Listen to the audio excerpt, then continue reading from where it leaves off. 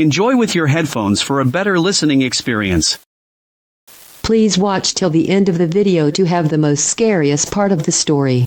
What's your best true spooky story? Serious? This happened about 1 week ago.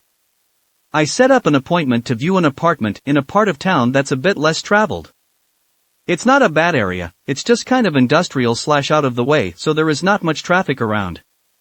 I waited for about 30 minutes for the real estate agent to show up, but she never did, so I left because it was freezing. I make the first right turn out of the neighborhood and come to a red light about a block down. As I was pulling up to the red light, I see what appears to be a man and his child, a little boy no more than 4 or 5, walking down the street heading toward a little cafe. However, the man stops short of the cafe and instead heads into the liquor store located on the corner, without the little boy. I can now see the little boy more clearly as I come to a full stop at the light. He is holding a tiny green book in his hands, looks to be of Asian descent, has shoulder-length black hair that is blowing furiously in the wind, and he's crying. You know that crying face kids make when they're lost in a department store and can't find their mother or father quickly enough? That's what this kid was doing. At this time, I see another man walking toward the kid and rationalize that he is the boy's father, but the man passed the kid and kept on walking. I watch the boy for about 10 more seconds, while he walks up to the cafe window and peers inside, as if he is trying to find his parents. No one looks at him, no one notices he is staring in the window. He realizes no one is paying attention to him and turns around to find me staring at him. We locked eyes for about 5 seconds while he was just standing there crying, in a tiny blue windbreaker in 15-degree weather, clutching his little green book close to his chest. I decided at that moment, since no one is with him, and his jacket is way too thin for the weather, that I would pull over as soon as the light turns green to wait with him until whoever he was looking for comes back. In the same instance, an SUV pulls up next to me, causing us to lose eye contact, but I can still hear him crying. The light turns green not even 2 seconds later. I put on my hazards to pull over, the SUV zooms off and there is no little boy in sight. I quickly glanced into the cafe to see if he ran in there, nothing. I looked in the liquor store, nothing.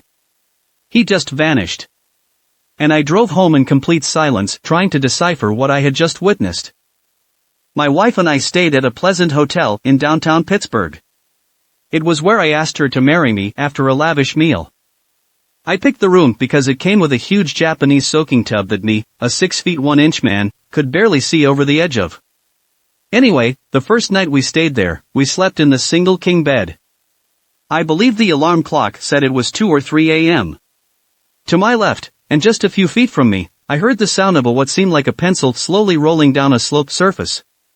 It was so deliberate and loud that it woke us both up. It was also so deliberate that, while my heart thumped in my chest from the sudden noise, I quickly convinced myself that it was a pencil sliding off the desk in our room and I went back to sleep. The next morning, to my surprise, I found that there were no pencils in the room and there was no desk. It was my first night in the room, so I assumed that it, like other hotels, had a place to sit and write. Well, that was not the case. The only thing I could find to write with were ballpoint pens with their caps on. They wouldn't make that distinctive, loud noise that a ridged, wooden pencil makes as it rolls. Furthermore, there was no sloped surface in the room for anything to suddenly roll off in the middle of the night/morning. The whole thing was weird enough for us to talk about it that morning. I do not believe in ghosts, but to be honest, I'd love to encounter something unexplained. I entertained the idea of a ghost pencil but knew in my head it had an explanation grounded in reality. But that's not all that happened. That night we were both in the soaking tub.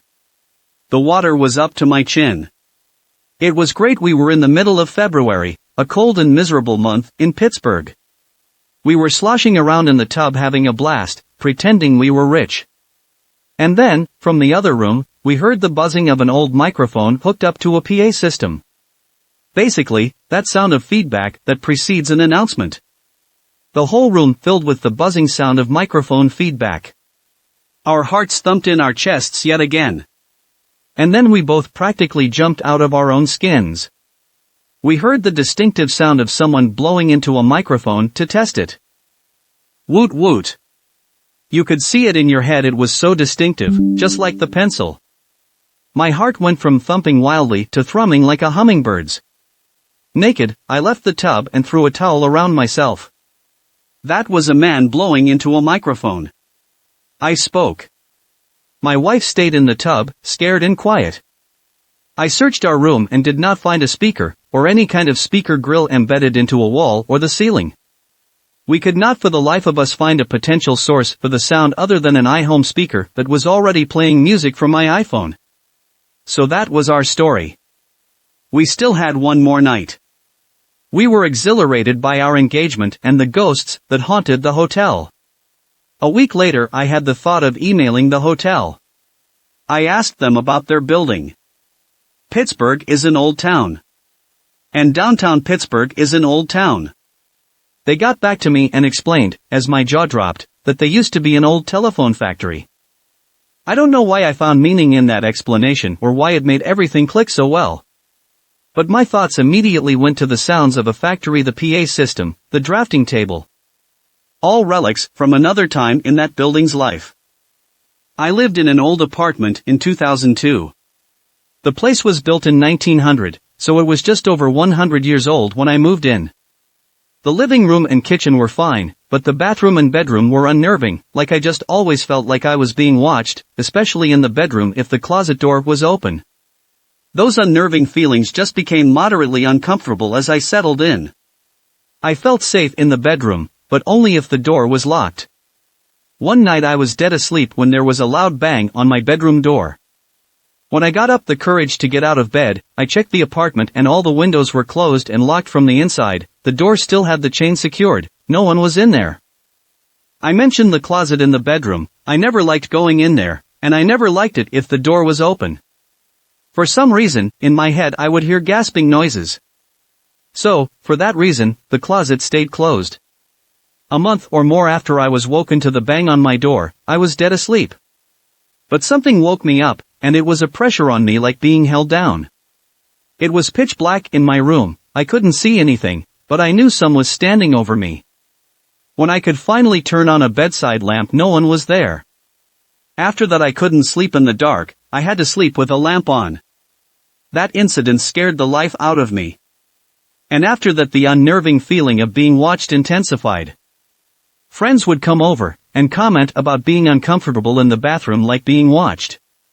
It became so uncomfortable for me, when I had the chance to move to another unit, I jumped at it. I packed up and got out. After me, several people rented the apartment, and they would move out within months. I became friendly with the building manager, and I told him that I felt the place was haunted. He kind of laughed it off. Years after, they were renovating the place, the building manager was doing some painting in there, the building owner was there too. I went and checked out the apartment, and it looked nicer, it didn't feel as creepy. I got to talking with the building owner, and through the course of conversation he just throws it out there that a former tenant committed suicide in the closet by hanging themselves. He also mentioned that the original designer of the building lived in that apartment and died in there. I wasn't mad when I heard that, but felt validated that what I experienced was real. I live in Eastern Oregon, and my mom lives in Western Oregon. I went to visit her for the summer and she's very outdoorsy, so we decided to take the 1-hour drive from her city to the coast. We ended up at this free campsite at the top of this hill, huge foothills of the coastal mountains, about a 25-minute drive from the top where the campsite is to the bottom where the main road was, and we were the only campers there. We relaxed for the rest of the day, made food, etc. A truck full of men drive up the hill and talk with my mom. It what about, wasn't suspicious at the time, and they leave us. Fast forward to the middle of the night. I wake up to my mom sitting straight up in the tent. I woke up easily, so I heard her gasp, and it woke me. As soon as she saw I was awake she put her hand over my mouth, because I was starting to ask her what's wrong. It was dead silent and all of a sudden you heard footsteps right beside the tent. The little flap that covers the zipper was even moving. Thankfully, my mom has quick wits and said very loudly, "Kenny, grab the gun." Kenny is my dad, although that doesn't matter, and mind you he was not there, just us girls like I previously said. They left. No harm was done. Thank the Lord for my mama. I was camping in a valley by myself with no cell service. I stayed late on a trail and ran into a nice local man as it was getting dark. He showed me a local camping spot close to the road and the river but camouflaged. I had a fire, drank beer, and listened to my friend's comedy podcast. I was loud and visible. Because it was dark already, I decided to sleep in the back of my truck under my topper next to all of my gear as opposed to setting up my tent. The next morning, I made a fire, cracked a beer, and started making breakfast. Then I noticed that there is a man at the edge of my camp. He comes closer, but never looks directly at me. This dude looks homeless, has a long ratty beard, and has at least 100 plastic grocery bags tied all over his clothes. I will comment about how nice the day is. No response from him. I offer him breakfast, nothing. He sorts of places around the perimeter of my camp. I offered him a beer. But he just turns around. The man is just standing there back to me wandering around. I'm realizing that there isn't going to be any good happenings. I had my bear spray and buck knife super close. I give him an ultimatum: you are either going to acknowledge me or leave immediately. He ignores me. I grabbed the bear mace and walked a few steps towards him. He sulked away and I threw myself in my truck and left that place right quickly. I wonder if he had watched me during the night, and I thank my laziness for staying in my truck instead of a tent. When my grandparents bought their house for a family of 10, my grandpa found a fake wall upstairs. He tore it down to make more room for the family. Behind the wall were children's clothes and play toys, almost like they walked off the room in a hurry. My mom told me stories of sitting in her room and something circling the walls around her sounding like wallpaper being torn. When she moved out, my aunt moved into the same room. She would wake up with pictures she hung up laying on her chest in the morning. My cousins also have stories of hearing footsteps coming up the stairs and stopping outside their door in the middle of the night. I still don't go upstairs at their house because it's always cold and I get weird vibes up there. Even in my adult life I have scary dreams that take place upstairs. I've been a caver in Florida for about 13 years, since I was about 6, and have been to a lot of caves. Never been afraid before this to go in one. When I was about 7 or 8 years old, I started having this reoccurring dream. I would have it at least twice a year, always the same, even though I would realize I was dreaming after the first few iterations. I would fall asleep and dream of being in a cave and going into this little hole in the bottom. Inside I would see a 10-15 foot long corridor about 2 to 4 feet high. At the end it would always turn left, and I always saw a bent red stop sign at the end, like someone ripping off the top 2 feet and tossing it in. But I would always follow the corridor. I would turn and walk past the sign despite being scared, despite many times knowing what was there, and the corridor would start descending, quickly opening up into a large vertical chamber with the path leading down in a corkscrew. Everything became blurry at this point, but it was always the same. I saw trash scattered on the walls. I saw the pit leading down to a curved floor. I saw things, undefined, animals or people or something else at the bottom. And I saw my family, each with one of the things, being tortured and killed. Every time. And I could never do anything. After I saw that, I would be stuck for a few seconds until I felt more than saw everything turn and look at me. And I would wake up. Not like a normal dream where you just drift to consciousness or a nightmare where you bolt up in fear, but like something pushed me out. Like I wasn't supposed to be there. So, I had this dream multiple times a year until I turned 15. I told a friend about the dream before what happened next. My father decided to take us to some caves we had never been to before. One of which was Dog Drop. It was likely named so because someone either threw their pet in there or a coyote fell in, and the body was later discovered. Dog Drop had a roughly 30-foot rappel straight down to enter. I went down with my brother while my father waited up at the top. There was a hole in the ground. I started to feel uneasy, though I didn't know why. So, I followed my brother into the hole. I felt worse as I moved down. And when I looked up I saw the same corridor, the same turn, the same wall, the same bottles at the corner. And I instantly was hit with this overwhelming sense of nausea and fear and being watched, and everything was screaming at me to leave. I froze and must have made some noise, because my brother turned around and asked what was wrong. I managed to say I wanted to leave now and climbed out as quickly as I could, followed immediately by my brother. We packed up and left, never have gone back and never will. Haven't told anyone what actually happened, just said I wasn't feeling well, and they forgot pretty quickly. The thing that really makes it creepy for me is I have never had the dream again. Year after year I would have it consistently, but it just stopped after that. But I still remember it all. And I still feel afraid, almost an external fear, when I think of it.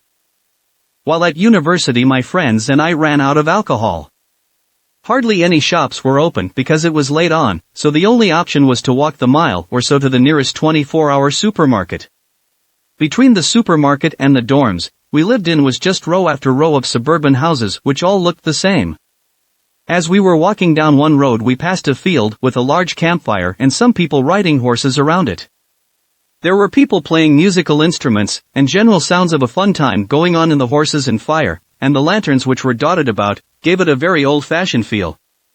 Maybe 5 minutes after passing the field, now walking past houses again, one of my friends commented on how weird and out of place that gathering of people had been. My other friend and I had been thinking exactly the same thing, so, curious, we turned around and walked back to find out exactly what was going on. There was nothing there. Not just no people or horses, there was no field, just more houses.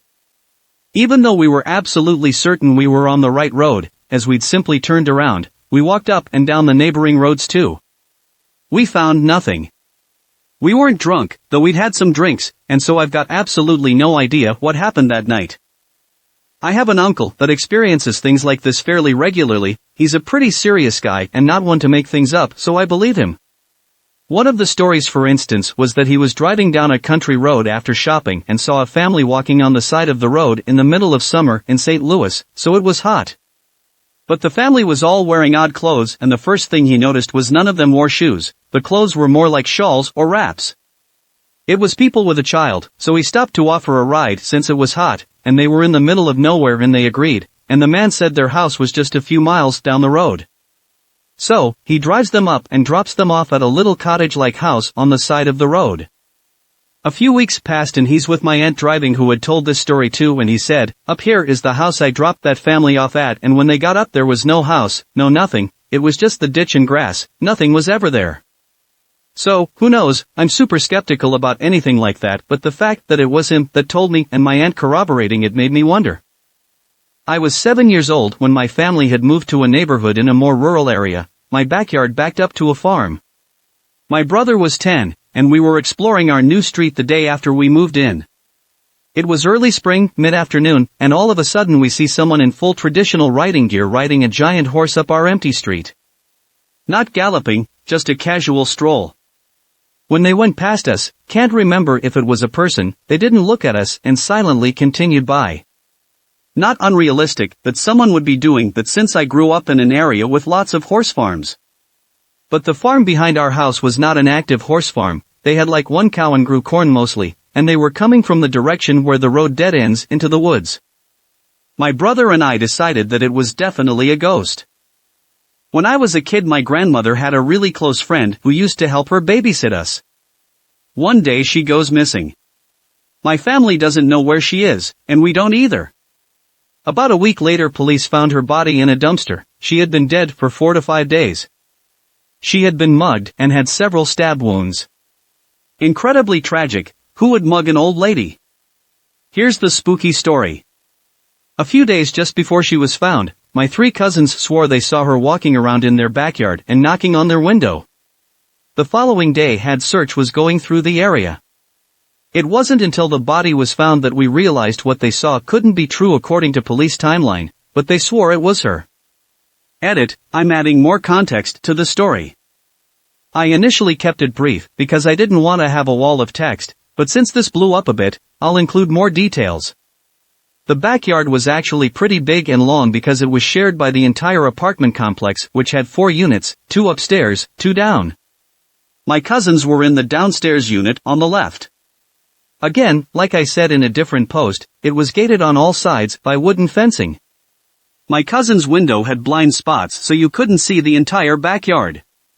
It wasn't nighttime, but the sun was setting. They said it was almost down at this point, so I assume around 7 p.m.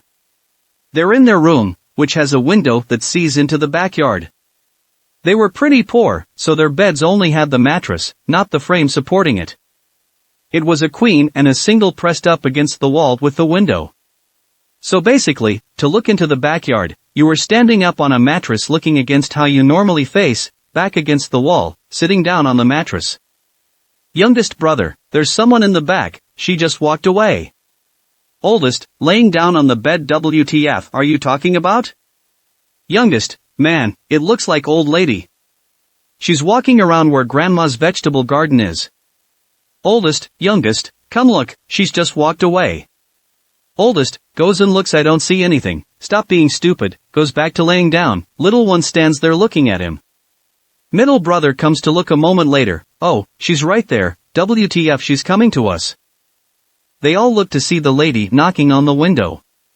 They scream, panic, and run out to Dad. Dad obviously doesn't believe them, but after a bit gives in.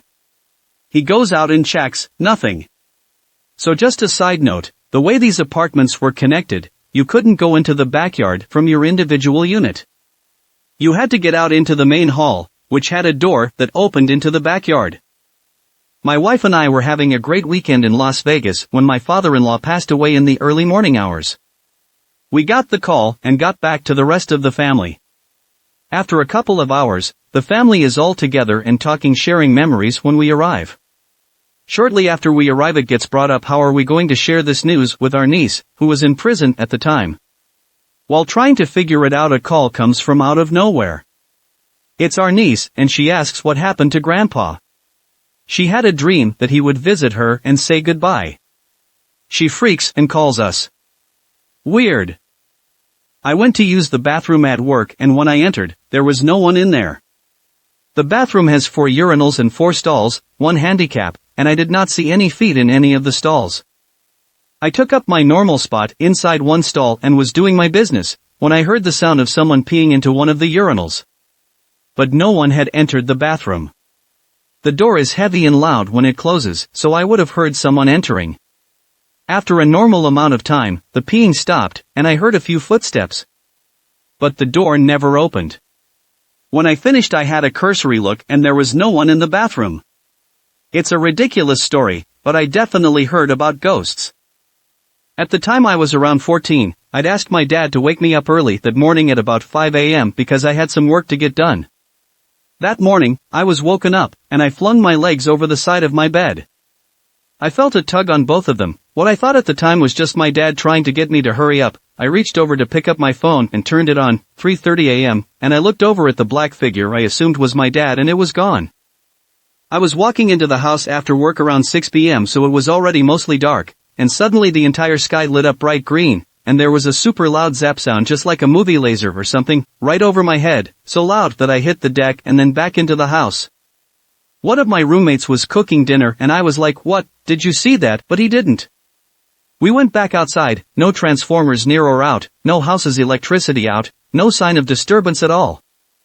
Now I'm a rational grown man, a believer in science and always that there must be a rational explanation for the sky, but this was truly, I haven't been able to stop thinking about it since.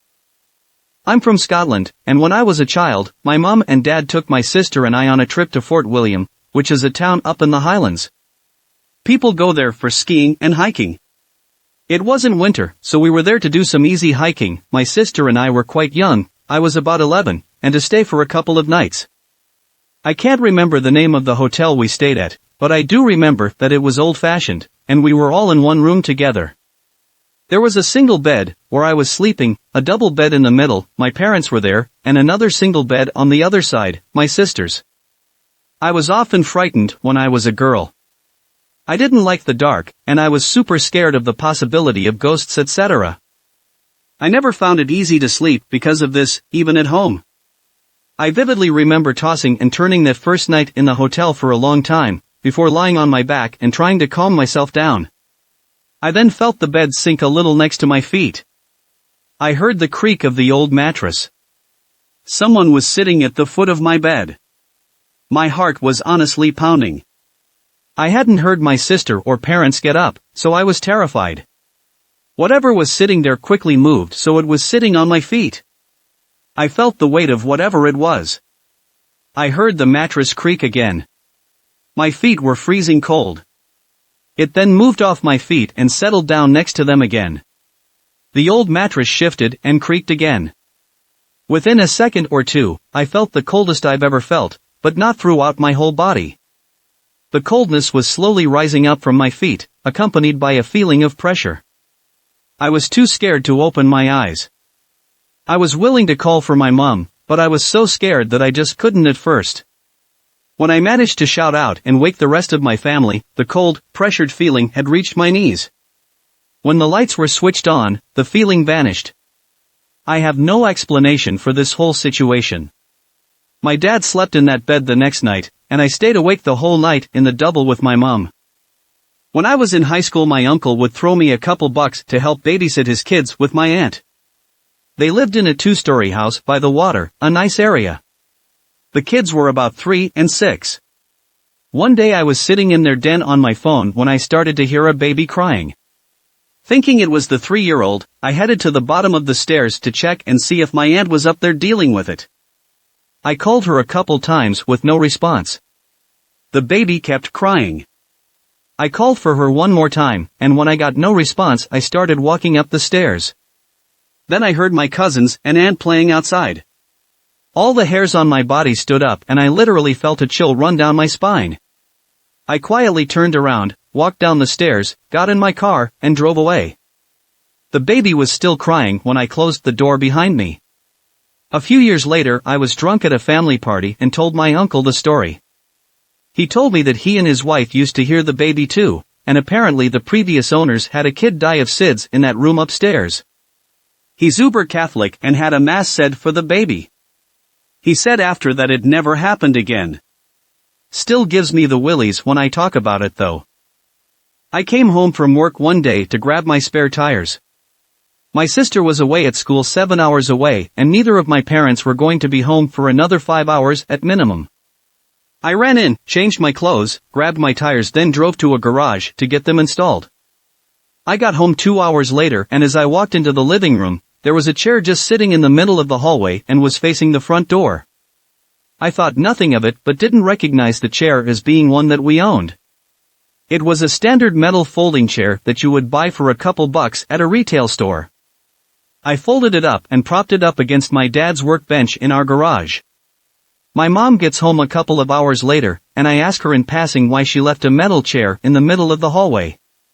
She tells me we don't own any metal chairs and that she hadn't been home up until an hour ago.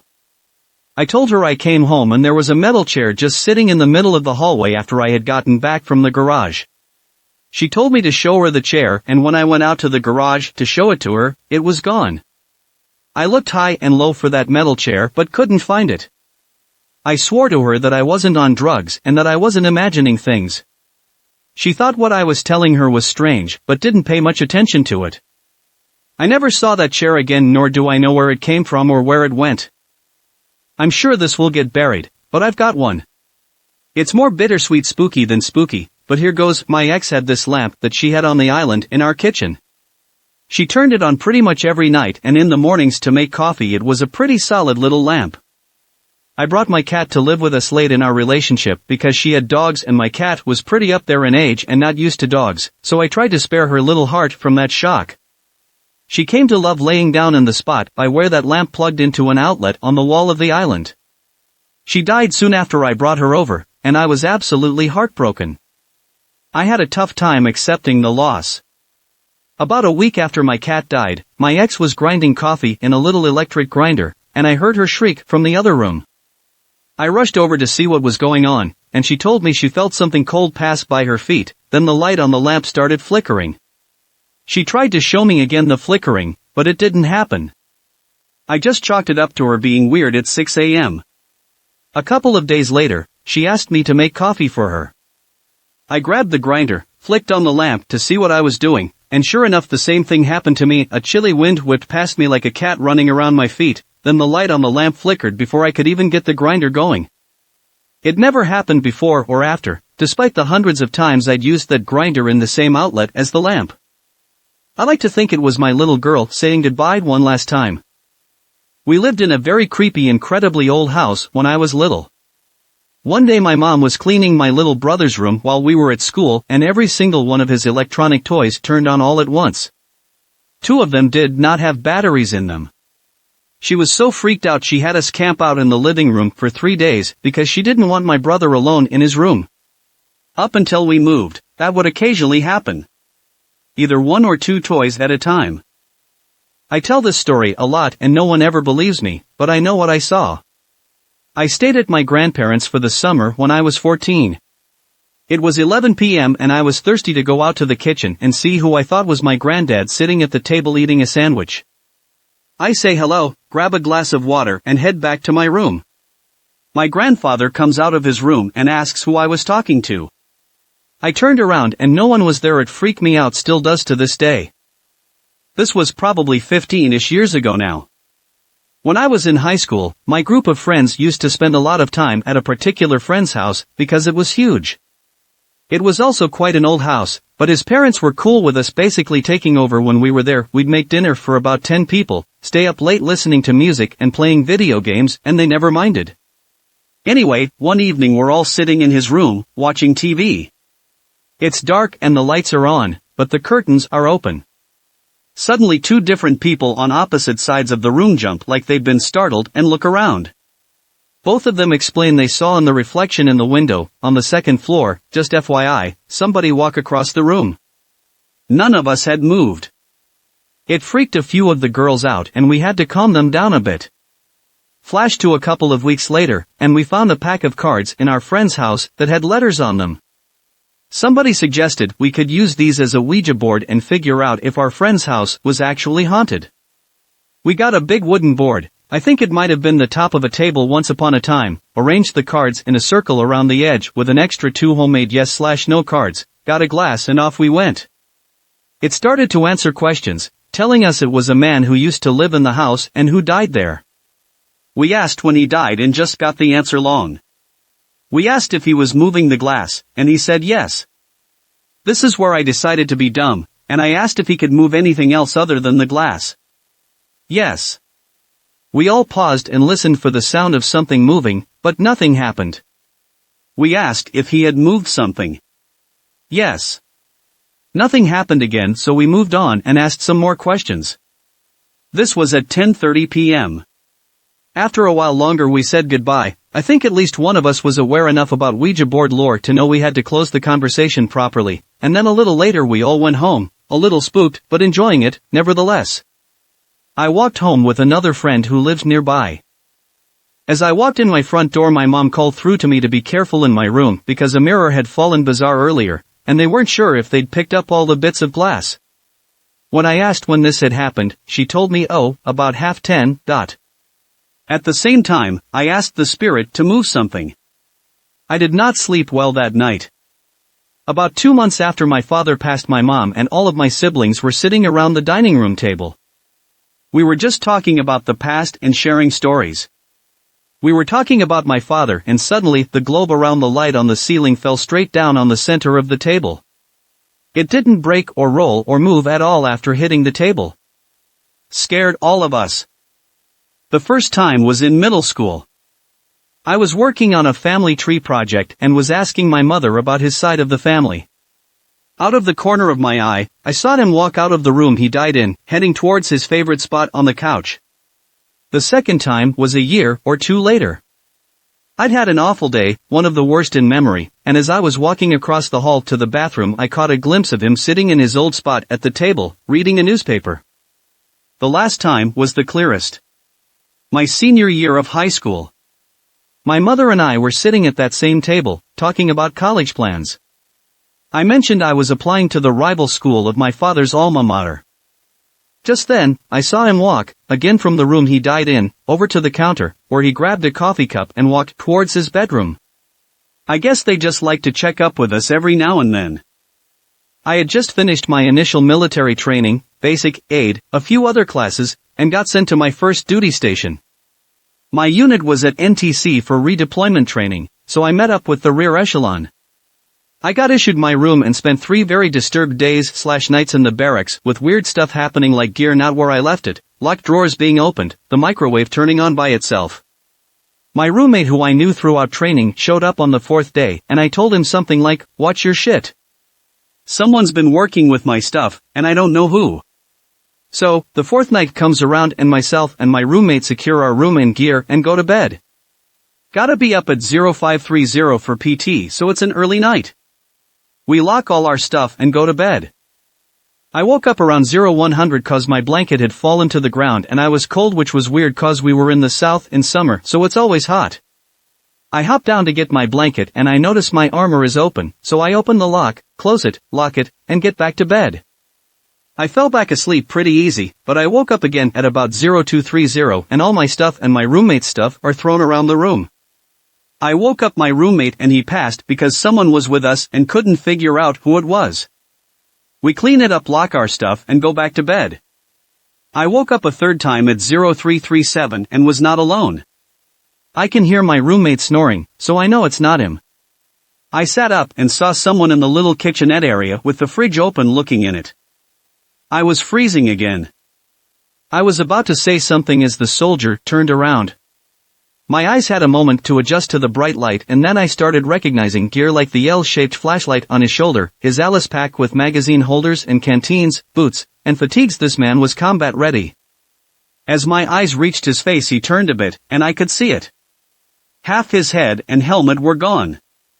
Blown off by the looks of it. I'm scared at this point. He closed the fridge, walked across the room keeping his bright green eyes on, opened my front door and walked out. As he exited he turned back around and said to me, "Be safe." I didn't sleep the rest of the night. I didn't wake my roommate up. I just sat up in bed for about 2 hours till I had to get ready for PT. 0630 rolls around, so everyone is outside the barracks in formation getting ready to start PT and the acting first sergeant says, "Hey, Nat Chase, you good? Looks like you seen a ghost." I replied with, "Negative, I'm fine, 1SG good to go." About halfway through PT he comes up to me and asks me what's wrong because I'm visibly shaken up.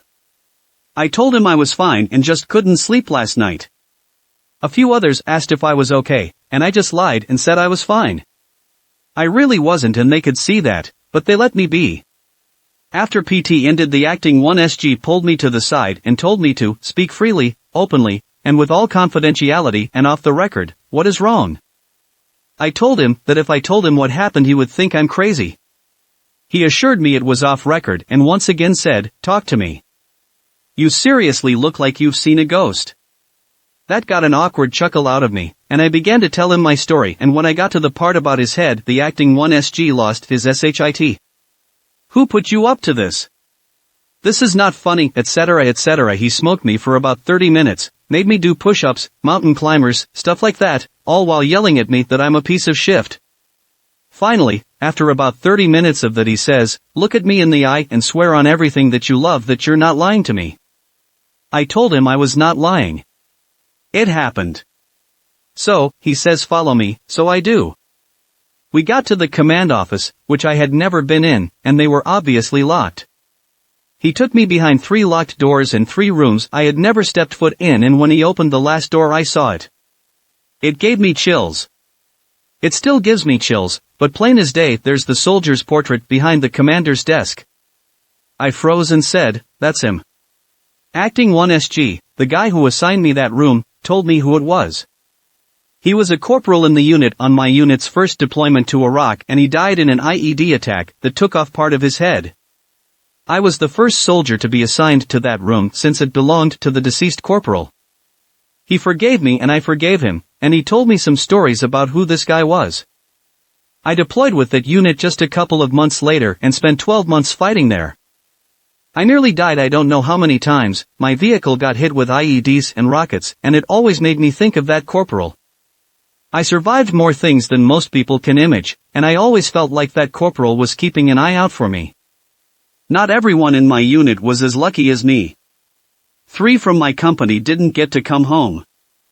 This was at the house we lived in for about 7 years. Many strange things happened in that house. You could hear voices murmuring from time to time. I saw a shadow person, saw someone stick their head in the room once. None of it felt hostile, but the same couldn't be said for this pervasive feeling my mother and I both felt if we went out front at night. She and I both felt like there was something watching, and it wasn't friendly. On this particular night, it was about midnight or so, and I wanted to drive to the 24/7 grocery store since I wanted some snacks. As I stepped out the front door, I saw something out of the corner of my eye and turned to look. There was this very tall thing just floating, for lack of a better term. I'd almost describe it as hanging, but there was nothing holding it up, outside of my brother's window. It was seemingly covered in a sheet that had once been white, but was extremely dirty, so it was more off-white, and got brown with mud and dirt the further down it went. There were no visible feet, nor eyes or face, but I could tell it was staring at my brother's window. As I stared at it, it turned to look at me, and I remember feeling like one of those butterfly specimens, pinned to a board. It was as though its stare was physically holding me in place. It felt like an eternity, but only a second or two passed, and it looked back at the window, the pressure lifting, and then vanished. Right as it vanished, there was a fluttering of wings in the tree above, and one of our neighborhood's owls came to perch there. In a way, it felt like the owl came to my defense, as silly as that may sound. Our cul-de-sac loved the pair of owls. They were more like neighbors to us, so maybe it was just protective of a fellow neighbor. That's how I like to think of it, anyway. In any event, I decided that it might be best to just make some popcorn or something that night instead. Come to think of it, I don't think I ever told my brother about the thing. I probably should. I currently live in a haunted house. I've heard voices, footsteps, lights have been turned on off. One of the ghosts has a thing for silverware. I hear it clattering in the drawer all the time, and sometimes a knife or two will end up in the wrong slot in the drawer. But the strangest/scariest experience I had was the first night I spent in the house. I wasn't finished moving in, there were boxes everywhere, I didn't even have my mattress up there yet. I was bedding on an old futon mattress, watching a video on my phone, when I get the pins and needles feeling of my feet falling asleep. Except it wasn't on my feet, it was on the top of my head in the shape of a hand. I said, "Good night," turned off my light and tried to sleep. When I woke up, my closet door was ajar, but other than that everything was otherwise untouched. I guess whoever my unseen roommate is, just wanted to check out who I was on my first night. My high school used to be a giant mansion before it was converted into an orphanage and then a high school. One section of the school, the third floor, was inaccessible. The staircase which leads to the floor was blocked off with wood and painted black to match the chorus room where it was located. In 2003, during the fall school show of Les Mis, they had to remove the wood so they could replace the windows on that third floor. We even ended up using some of the removed windows for our barricade. We had play practice most nights, and, if you lived far enough away, usually you would just stay at the school and wait rather than go home just to come right back up. While waiting for practice to start one night, myself and 3 friends, Ryan, Mike, and Michelle, decided to go up the staircase to check out the third floor. The staircase was rotting and falling apart from years of disuse, so we carefully went up one at a time to find an unremarkable hallway with some even less remarkable rooms off to the sides. All of this led to a vast area with old, stacked desks and folders full of test papers from like the 80s or something. The 4 of us were a bit disappointed because the rumor was that this section of the school was not converted from the orphanage that occupied the space several decades earlier, and the ghosts of orphans still haunted the place. Since we didn't get spooked, we ended up just digging through the old papers. While Michelle was looking through the papers in a side room with her back to us, Ryan pushed Mike and myself out of the room quietly and into an adjacent room to scare Michelle into thinking we disappeared. Sure enough, she comes bolting out of the room screaming at us, throwing out, "This isn't funny." We had to muffle our mouths to keep from laughing, when, all of a sudden, one of the people in the room ruined the whole thing by giggling like a little girl. I turned to Ryan and Mike to see which one of them ruined the joke, but both of their hands were over their mouths and their eyes were wide as dinner plates. This room we were in, hiding behind the door, was small, maybe the size of a small, one-stall bathroom, maybe that's what it was once upon a time, and somebody in this tiny room was giggling, and it was none of us. This whole plot played out in probably like 10 seconds between leaving Michelle and hearing the giggle. So, we stood there staring at each other waiting for something to happen that explained this. It was like 4 or 5 p.m. and we were the only ones in the chorus classroom the entire day. We would have seen someone go upstairs. We would have heard the stairs creaking as they went up there. Whoever giggled at us from inside that room was up there already. Unfortunately, we didn't get the explanation we needed because a second set of giggles started happening, this time more than one person making them. That was it for Ryan, a big, tough former athlete turned show kid, who screamed the highest pitch scream I've ever seen a guy that size make. It would have been funny if we weren't terrified.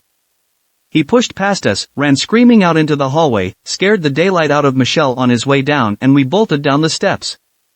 This time, we did not take them one by one and actual chunks of rotted wood started falling off. We explained what happened to Michelle and then went somewhere that was not the chorus classroom until play practice started. The maintenance team must have known we were up because we all collectively got a talking to about going up there.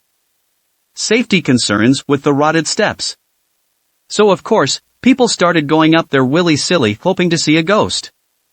There are more stories about that third floor during that year that promptly stopped once they replaced the windows and sealed the room back up. Now the school is closed and empty, so whatever ghosts were having a fun time are now free to do so without the living getting in the way. When my daughter was 7, she kept asking me why I was smoking in her room late at night.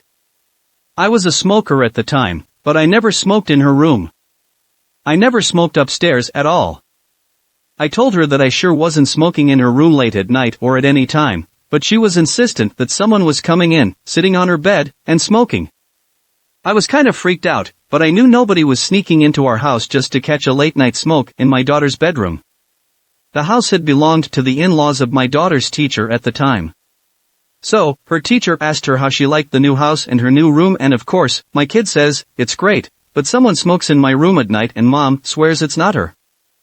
So, on parent conference night, the teacher pulls me aside and asks which bedroom our daughter sleeps in.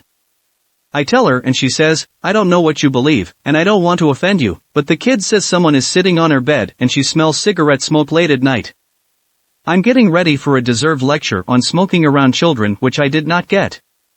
The teacher went on to tell me that her mother-in-law wasn't allowed to smoke due to health issues and that she would sneak into what was now my daughter's room at night for a few quick drags. My daughter's bed was in the middle of her favorite clandestine smoking spot. We actually lived in harmony with Hazel the ghost for quite some time. She had an annoying habit of putting things back where she thought they belonged, but otherwise, she was a fine ghost. She had said in life that she had no intentions of leaving her house even after death. I did end up having a chat with her about her chosen smoking spot though, and that stopped pretty quickly. I usually have to take the ferry to commute to university, and this time I had been studying for a while and had to take the nighttime ferry. I sat down on my phone when I noticed a strange man walking slowly back and forth in the ferry, estimating every passenger he walked past. The man was in his 50s and had a gangster/mafia vibe. I even remember texting my friend and saying that there was a weird man walking back and forth in the ferry. About 10 minutes before the ferry arrived, a man went out to the deck, most likely to get to his car. The mafia man quickly followed him outside. A minute or so later, I heard this scream from the outside. And it wasn't like any other scream, it was a proper scream of real fear from a grown man, lasted about 2 seconds. I looked around to see if any other passengers noticed it, but couldn't see anyone reacting. I was confused when I left the ferry and looked back just as I was leaving it. I then spotted the weird man standing on the upper deck in the darkness just watching all the passengers leave the ferry.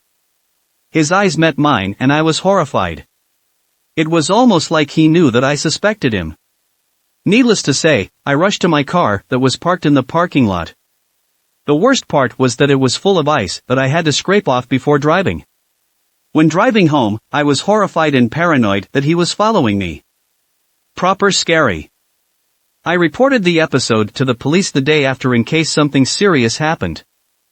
The house I lived in from when I was about 13 till I was 24 had some darkness. I remember hearing stories from my parents that the son of the previous owner had OD'd, but not within the house, somewhere else. Still, that always creeped me out a bit. Throughout my entire time living there, I saw and heard all the classic signs of haunted house. We had a glass cube wall, very 80s, that separated the living room from the dining room, and I saw all sorts of shadows running past on the other side in the dead of night when I would stay up watching movies or gaming. There was never anyone awake when I'd go look. One night when I was about 15 years old, I was sleeping in my room, when all of a sudden I woke up. I used to have this HP laptop that would let off a blue light when closed, just dim enough to check the time from my wristwatch that was lying next to it. I don't know why I didn't have a regular nightstand clock. As I'm squinting to see the time, I hear something whisper my name right next to my ear. It was as if it was standing an inch from me. I jumped up out of bed, scrambled out of my room, knocking over in the process. I didn't stick around to see what else I could hear. I ran to the living room and passed out on the couch tile the next day. For the next few nights, I couldn't sleep well and kept waiting for it to speak again. Never did. The house came with a camera system installed, and I remember seeing all sorts of wacky things. The back fence door opened on its own when it had 2 clip locks. Granted, they're the locks that you only need to push up to get it to unlock, so it could have been a strong wind, but something about the movement of the door unnerved me. I can't explain it, it was something I felt in my bones. I learned to live with that feeling during those years, but it was always there. I have a few other stories from other family members that require a little more backstory if anyone is interested. Growing up on an Indian reservation, almost everyone has a spooky story. I've had a few experiences, but nothing overtly spooky. But one of the best ones I've ever heard was from one of my uncles when he was younger. He grew up on the Standing Rock Res, Fort Yates specifically. South of Fort Yates, on the South Dakota side, is a town called Mobridge. It's about 30 miles away, and when it's nice out, people from Fort Yates will walk those 30 miles to Mobridge for the bars and whatnot. Usually catching a ride part way. It's an ugly little county road, and because alcoholism is so prevalent down there, there's been a lot of drunk driving deaths on that road. Anyway, one morning, he's walking back from Mobridge after a night of drinking. It's like 6 in the morning, and he said he figured he had slept and was sober enough to walk back. He said he had been walking for about an hour or so when he came over a hill and saw a girl walking from the field to meet him on the road. He said she was native and dressed in regular jeans and whatnot, but like super pretty, so he figured she was just some girl walking down to Mobridge or up to Fort Yates. So, she meets up with him on the side of the road and she starts talking to him. He said she was asking him if he was hungry and saying he looked tired, and that he should come with her to her home so he could eat and rest. He asked her where she lived because he didn't see a house, and she pointed to these trees about a mile away. He thought the trees probably blocked the house so he couldn't see it. He said she just about convinced him to go with her when he looked down and saw that her feet were backwards. He said he froze, stopped talking, and turned around to start walking back toward Mobridge. She was following him, telling him that he was going to die on that road, and he should just come back to her home because it'd be warm, and that he could sleep with her. But he just ignored her and kept walking, not saying a word. He said she must have followed him for about 10-15 minutes before a car coming from Fort Yates stopped and picked him up. As he was getting in the car, she kept telling him not to get in because he was going to die in that car in an accident. When he got in and they started driving, he asked the people in the car if they heard what she said, but they told him that he was walking alone. In our culture, we have these things whose name roughly translates to tree witch, and he was fully convinced that's what was talking to him that morning. The first year at my university. We had a creepy, old dorm on campus that no one was living in. Everyone generally avoided it because it just had an uncomfortable feeling when you got close to it and felt like you were being watched. There are rumored stories about it of 2 women dying there on separate occasions, one murder, one suicide, and they're the ones who haunt the building. One night, a friend was in a bad mood because his girlfriend had broken up with him, so I was walking around campus with him to let him get it off his chest and just trying to help him feel better. We walked past the dorm, and I brought it up about it being haunted and was telling him the stories to try and take his mind off it. So, the way the bottom floor was set up, there were 2 doors on both sides of the building and the hallway ran the entire length of the building and you could see the other door. We walked up to one of the windows and were just looking down the hall when 2 girls walked out of a room, wearing clothes that looked like they were from the 70s/80s and stood there in the hall looking at each other, not speaking. Then, one girl slowly turned her head and looked straight at us, slowly turned her head back, then turned and walked the opposite way from us down the hall. So, we ran to the other side of the building, but we couldn't find them. We came back to the original door, and watched them do the same thing all over again. We looked at each other and ran. This freaked me out for a while, especially when I was sleeping in my room and all my posters felt bizarre at the same time. After telling this story to another friend, he convinced me to go back with him and try to find a way in. We found an open window, which we later found out was the room the girl hung herself in, and climbed in and started walking down the hall. We wandered around the building a bit and just started to notice generally creepy things. Water faucets started coming on. We'd walk through one room and then back through and a chair would be moved. On the first floor, a desk was turned upside down under the stairwell. As we were getting close to leaving, a lot more water faucets came on and kept getting louder and louder. Then when we got back to the room to go back out of the window, and as we put our hands on the window, the door slammed closed, so we ripped the door open, dove out and ran back to our dorm, and never went back. Me and friend of mine live in rural Ireland. We were going for a walk in the grounds behind a castle. As we were coming to the end of our walk, it was pretty dark, and we glanced into an area that had a well and something caught our eye. He stayed a bit further back, walked over and looked into the well only to see two yellow eyes looking up at me and a sinister looking grin from a girl with dark hair. Naturally we ran like little girls. We were followed by this little girl all night. We went to graveyard and found her watching us while she sat on a tree. We went under a bridge a few miles outside of the village and she was standing at the other end of the bridge and slowly started walking toward us. We both saw her every single time. Explanation is easy, we dropped a load of LSD and were hallucinating. Just fascinating that we both saw the exact same thing. I never told him what I saw in the well until he told me what he had seen. It matched. In high school my friends and I were messing around with a Ouija board one night. We had done it before and nothing remarkable had ever happened. We usually did it to try and scare each other or our girlfriends. We all thought it was a joke. That night there was no one else home except the 7 of us and we were all together around the board. One of the girls there wanted to try it. She had never done it before. This time was different. The board misspelled some of the words the same way every time. It gave answers that seemed really historically accurate for our town, things we neither knew nor cared about.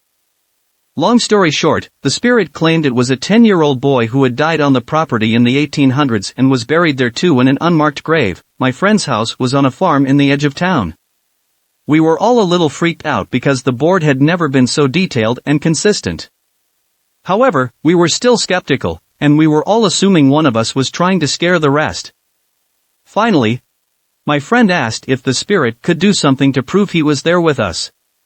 It went to yes and then spelled out KNOCK. Then the planchette stopped moving. We just all stared at it silently and then there was a rap on the window right next to us. The lights were on outside and there was absolutely no one out there. We never touched that FING board again. About 5 years and 2 boyfriends ago, I moved into an old farmhouse with my then significant other. He was a hoarder and was embarrassed about the state his house was in after his wife left him.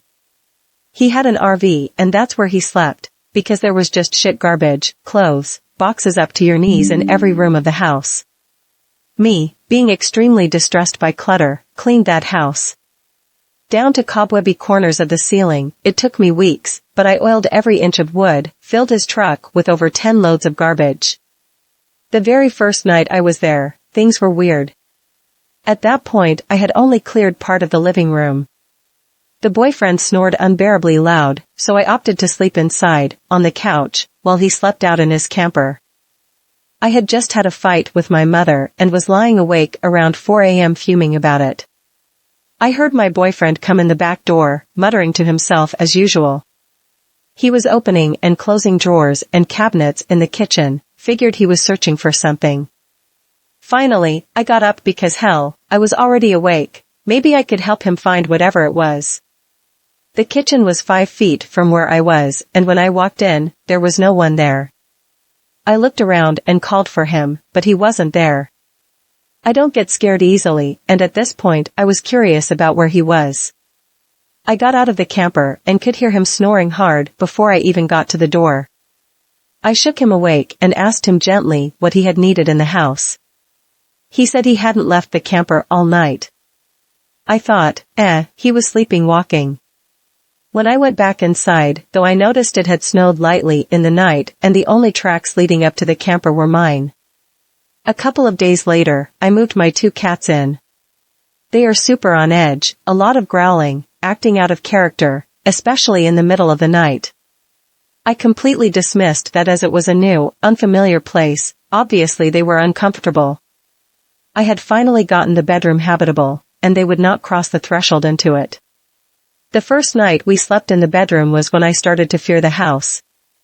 The bed was up against a window that faced out to the cornfield, and my guy insisted on sleeping on the outside of the bed, leaving me pressed against the window. I got this horrible feeling. Something was right outside the window, and I was frantic to the point of tears. I kept telling him there was something out there, and he said I was being dramatic, which was stupid, because I'm just not. You spend your whole life being logical and calm, and when something weird happens, no one believes you. I slept on the couch.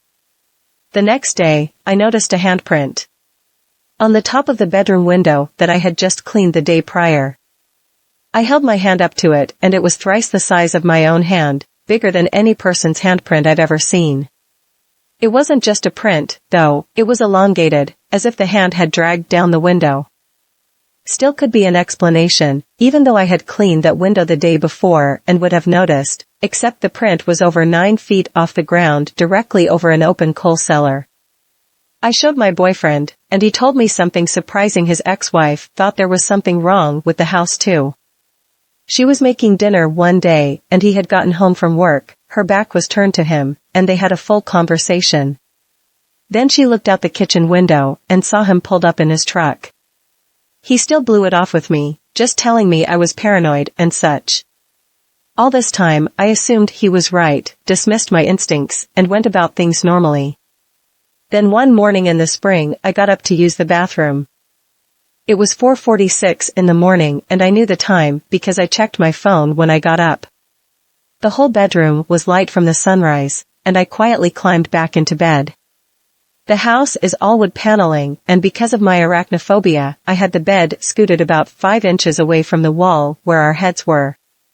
I laid down and tucked my arm up under the pillow with my hand over the edge. The second I closed my eyes, an icy cold hand grabbed me by the wrist and yanked me down. Hard. I bolted up and in a state of complete terror shook my boyfriend awake and asked if he was with me. He wasn't. I will never forget that grip because I had to struggle to get my hand back. I called my close friend and she said, "You know that there's a cemetery within view of your bedroom, right?"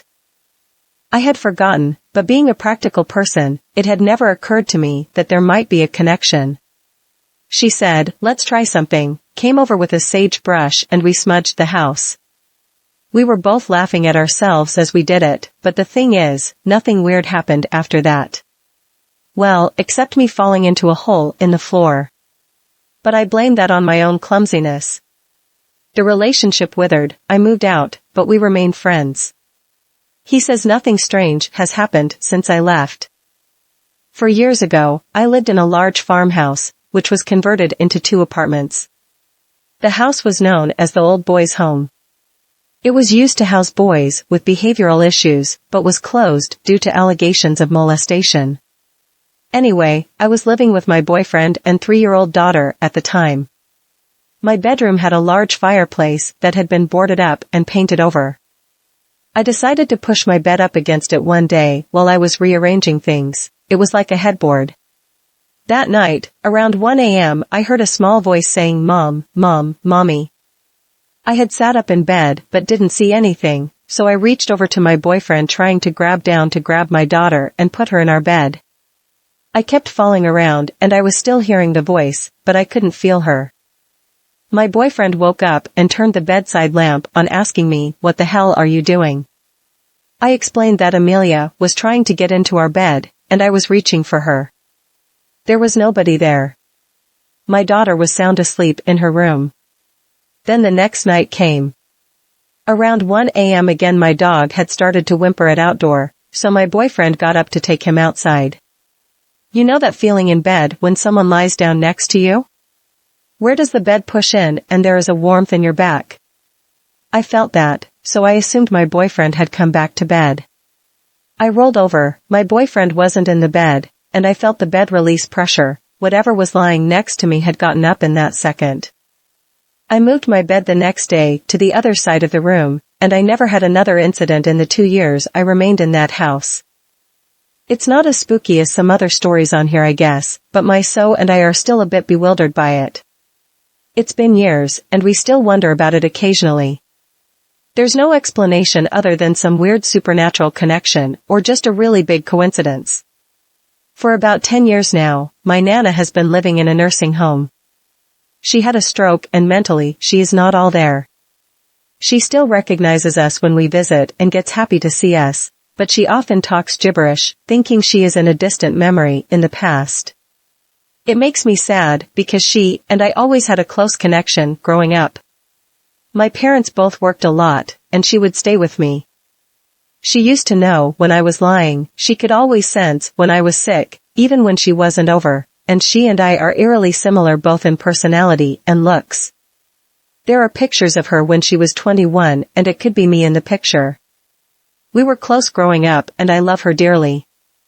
I introduced her to my now husband when we started dating in college. He is from a different country than I am, and I live in his country. So, we had been dating for a few years when my visa was going to expire. In order for us to live in one place, we decided to get married. However, we were still young, fresh out of university, and decided to just elope. We decided to get officially married at a courthouse while announcing our engagement and then having a wedding a few years later. Official documents and wedding ceremonies are separated in my husband's country anyways. No one knew of our plan. We were, and are still, stupidly in love and thrilled to have such a crazy secret between us two. In hindsight, it was stupid, and no one would have judged us, especially considering we are still happily together years later, but we still decided to hide it because we were stupid kids. So, we flew to visit my parents in my home country and announce our engagement, and my dad picked us up from the airport. We were chatting in the car when he tells us that my Nana was freaking out while he visited her the other day. The day we decided to elope. Why was she freaking out? She announced to my whole family that she saw in her dreams that I had eloped and was now married. They dismissed her because they didn't expect that at all. She kept insisting and was incredibly lucid about it. She raised her voice, which she hadn't done since before the stroke. My dad had mentioned it because he thought it was sweet that she was so worried about this and became so lucid. My husband and I just got silent in the car, and I got cold. We don't know how she knew that or if it was just coincidence. But she knew somehow. We went to visit her a few days later, and she didn't remember it at all. She was thrilled we were engaged. We are happily married now, and had our wedding, and no one ever found out we had eloped before the wedding day, except my Nana apparently. We moved into an old 3-story house that was built at the turn of the century. From the deeds we saw it was owned by a single woman for many years, before being sold to a man, and then us, my husband and my grandmother. It needed a lot of work doing, but luckily the next-door neighbor was a builder. He came in to do work while my grandmother visited my parents in another city. On the final day he said, "Your grandmother is always out working on the garden, it looks great." After I questioned him a bit, I realized he had been seeing a white-haired woman walking outside of the back bedroom window in the garden. It was definitely not my grandmother, she was 100 miles away. I never told him because he's really superstitious and probably wouldn't have come back. In the same house, while we were eating dinner, I looked up and saw what looked like a huge black hooded figure hiding behind the doorframe into the hallway. It was so big it looked like it was ducking down and peering into the room, before whipping up and away when I glanced over. That scared the hell out of me, particularly as I only looked up because the dogs were whining. I never went into that corridor again when the lights were off. This isn't a super spooky story, but I sure was spooked when it happened. My mom used to clean the house of an elderly couple. They didn't have any kids, so their house was empty aside from them. The husband ended up dying of lung cancer, and about a week after the service we were at their house cleaning. I was in their bedroom and my mom was in their restroom. I had my back turned to the bed and off to my left was a mirror that they had that was facing the bed. While cleaning I kind of half turned and momentarily looked into the mirror and saw the lady deceased husband standing next to the bed and looking down at it. He then looked up at me through the mirror, so I quickly turned to look at their bed and he was gone. Really freaked me out at the time and I quickly joined my mom in the restroom. Thanks for watching. Please comment, like, share and subscribe. The Internet Surfer on YouTube for more horror and scary stories.